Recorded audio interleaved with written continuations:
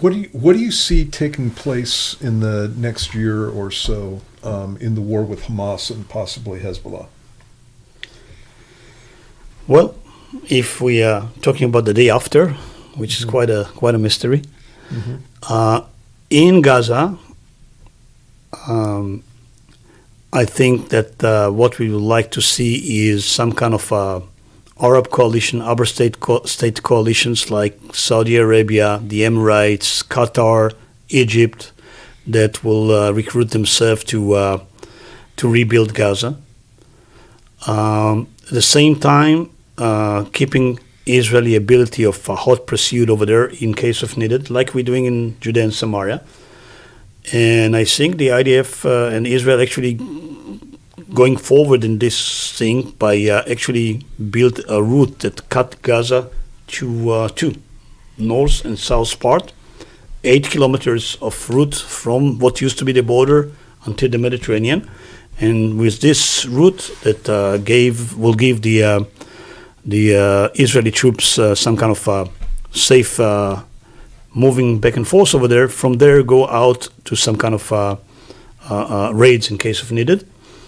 And I hope that this coalition can build Gaza again and build the people of Gaza a better future.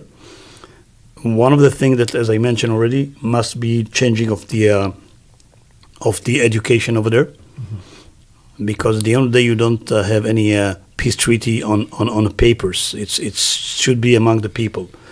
And we saw, to my sorrow, at October 7, that it wasn't only the Hamas people that enter and raid the kibbutzim just next to the border. It was the second or third wave with just civilians over there. So you're saying that after Hamas came in and did the attacks, these civilians crossed the border and loot and destroyed and burn and rape too. And So I want to believe that Gaza have an opportunity to grow up in a positive way from this event. Mm-hmm. I know that you have talked about a two-state solution as far as the issue between Israel and Gaza. So how can you flesh that out, what you're thinking with that?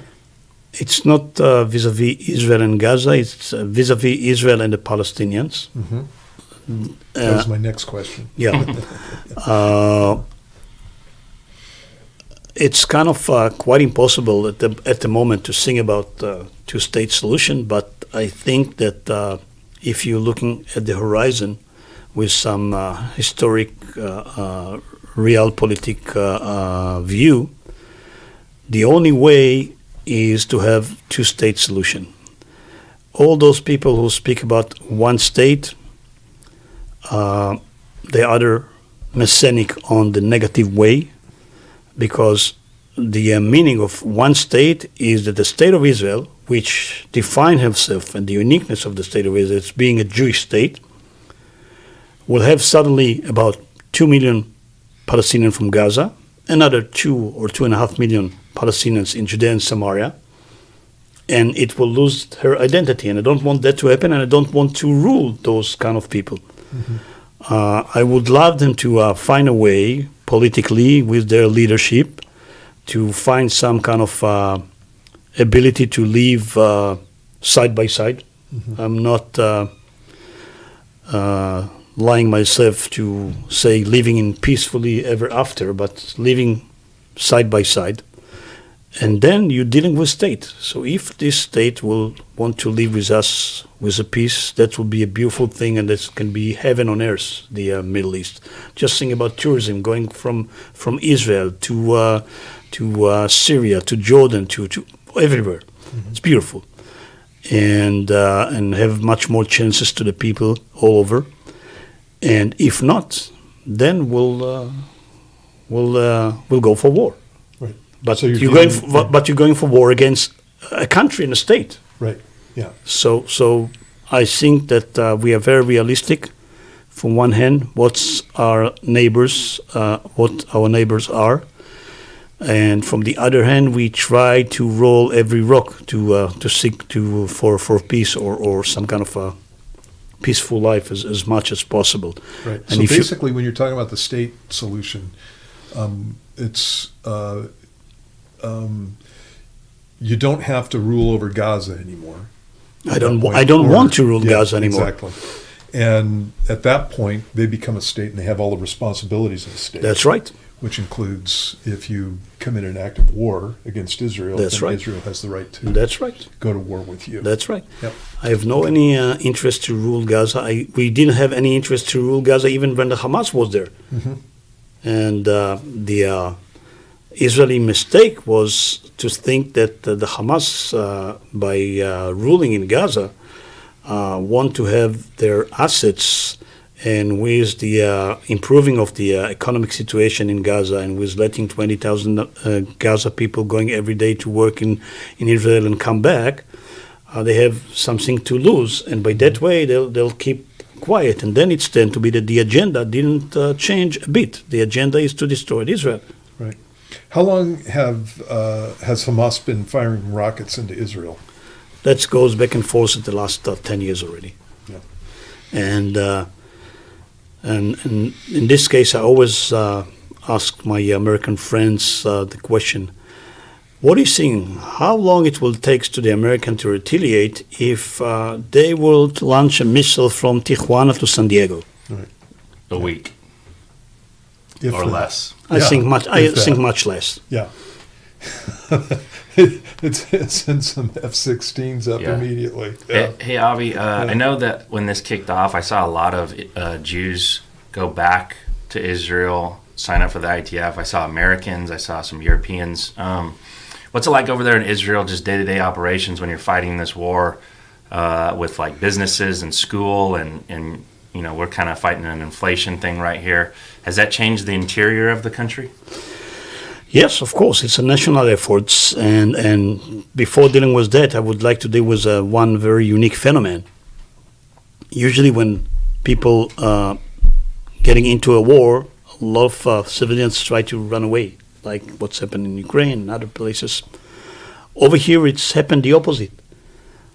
All those young people that were abroad, and you have to understand that usually a lot of people after the military service, they going for their big tour around the world between 3 months to a year, and then welcome to real life.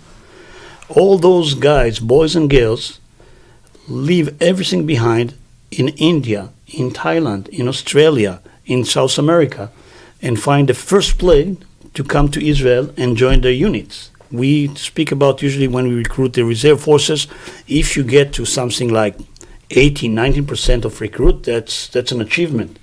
Over there we have 140% of recruits. Wow. So first of all, this is some kind of a phenomenon unique, and we're proud of this young generation that we look at them all the time as well. They going to the social media and they all the time with their screens, etc., etc. But it's happened to be that we succeeded to bring them the values over there, and they run away to the front to defend Israel, and that's great.